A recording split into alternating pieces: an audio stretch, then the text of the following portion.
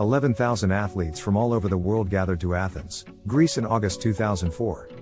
For the duration of more than 2 weeks to compete in the Summer Olympics, the most challenging multi-sport competition in the world. Greece spent a large sum, more than €9 billion, to host the Summer Olympics, which were a spectacular success. Athens 2004 was described by then International Olympic Committee President Jacques Rogge as unforgettable dream games, but the European Commission put Greece's state finances under close scrutiny a year later. This was the first indication of Greece's debt issues. From 2010 to 2018, Greece would receive 3 bailouts from the European Union and the International Monetary Fund. Without these bailouts, Greece would have defaulted on its loans to creditors, seriously jeopardizing its membership in the EMU and its ability to access financing from the public markets.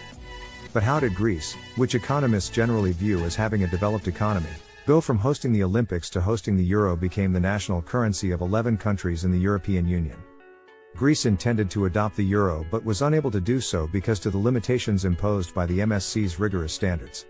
The Maastricht criteria established the following requirements for the adoption of the euro. First, inflation must be no higher than 1.5% above the average of the 3 member states with the lowest inflation. Second, the government deficit must be below 3%. And third, the debt to GDP ratio must be below 60. Greece, however, only adopted the euro in 2001 because it had lied about its financial situation. This would not be the last time. Greece was able to borrow significantly from public markets at cheap interest rates after adopting the euro. When the great financial crisis hit the world economy in 2008, Greece's finances were already in a sorry state. Its debt to GDP ratio was roughly 127%, whereas the debt to GDP ratio of the European Union as a whole was close to 60. The Greek governments of the day used these borrowed funds to develop many social programs, lower taxes, and expand its pension system. These policies were welcomed by Greek citizens but worried Greek bondholders. By 2009, its budget deficit had grown to about 15% of GDP, just slightly less than the 18% of GDP recorded the year before as a benchmark. By 2009, Germany's budget deficit was close to just 1% of GDP, and France's deficit was less than 6% of GDP. 2009 is often cited by commentators as the year that Greece's debt crisis began. It was revealed by a newly elected government that its predecessors had been this revelation, which underreported the underlying budget deficit, briefly barred Greece from the capital markets, preventing it from issuing bonds to settle its debts. Greece would be the first nation in the European Union to default on its loans if it didn't obtain a bailout. But why would a default be so bad? When you borrow money from a bank, they will check your credit history to determine the interest rate they will charge you.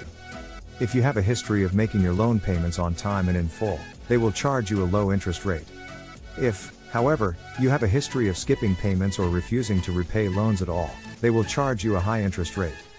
Greece faced this issue if it defaulted on its loans to investors since it would have to bear prohibitively high interest rates. In fact, the bank might even refuse to loan you money if your credit history is particularly bad.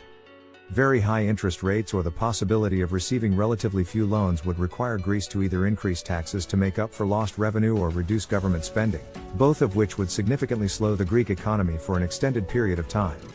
If Greece defaulted on its debt, the rest of the monetary union would be forced to follow suit, which would be impossible. Investors then questioned why others couldn't. The EU and IMF agreed to bail out Greece in 2010. The IMF would provide €110 billion over the following 3 years, while the EU would provide €80 billion in return. Between 2008 and 2018, Greece implemented a number of austerity measures to control its public finances. The reforms weren't particularly well received by Greek residents. By 2013, Greece's GDP had shrunk by about 25%. Despite being unpopular, succeeding governments agreed to more austerity measures in exchange for 2 more bailouts even though there was over 25% unemployment in Greece.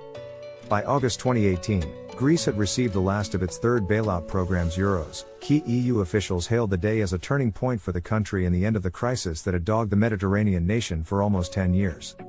When Greece accepted the euro in 2001, all of its debts that had previously been denominated in drachmas were converted into euros, something analysts are still attempting to understand 5 years later.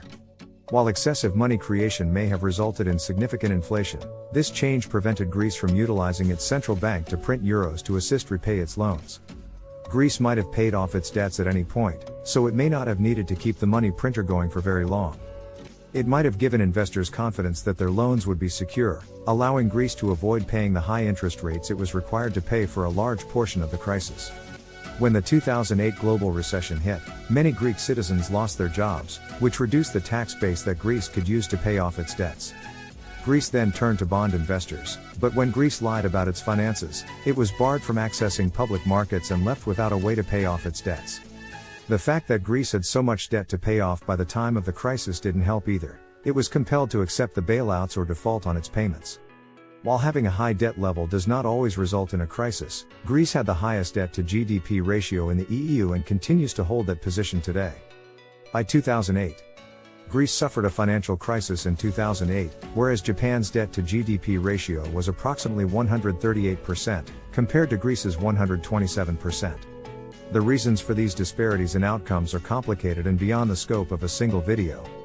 However, one reason why Japan has been able to maintain a high level of debt while avoiding Greece's fate is because its government invested its money in making Japan more competitive in the global economy.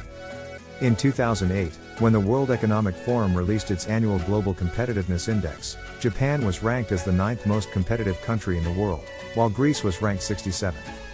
Japan's ability to compete on international markets meant that the profits from its investments were sufficient to cover the interest on the loans it received from bondholders. Japan's prudent investment policy was rewarded by bondholders, who charged them a low interest rate. Despite the fact that Japan's debt levels were higher than Greece's, when Greece's 10-year government bond yield reached around 30%, Japan's yield on 10-year bonds was less than 1%. In conclusion, 4 different crises led to Greece's debt crisis. First, there was the 2008 recession, which decreased Greece's tax collection and caused a taxation dilemma. Then, it was its inability to access capital markets since it fabricated its financial records. The third issue was its inability to print euros to help pay back its debts when taxes and borrowing from the government were no longer available. The crisis of monetary sovereignty, and lastly, its wasteful government expenditure, which did little to increase its competitiveness on a global scale. The crisis of competitiveness, the Greek debt crisis, was undoubtedly a difficult time for Greek residents as many were left jobless, economic development stagnated, and income inequality deteriorated. These several issues fed on one another to produce the financial crisis that seized Greece for nearly a decade. But the crisis is also a compelling story from which we can infer guidelines for future governments to follow. For example, if Greece had used borrowed funds more wisely, it might have avoided the crisis entirely. Alternatively, if Greece had been able to print its own currency, the crisis might have ended sooner than the nearly 10 years it took to resolve. These are just a few of the lessons that policymakers have learned from Greece's debt crisis. We'll let you look for others, though.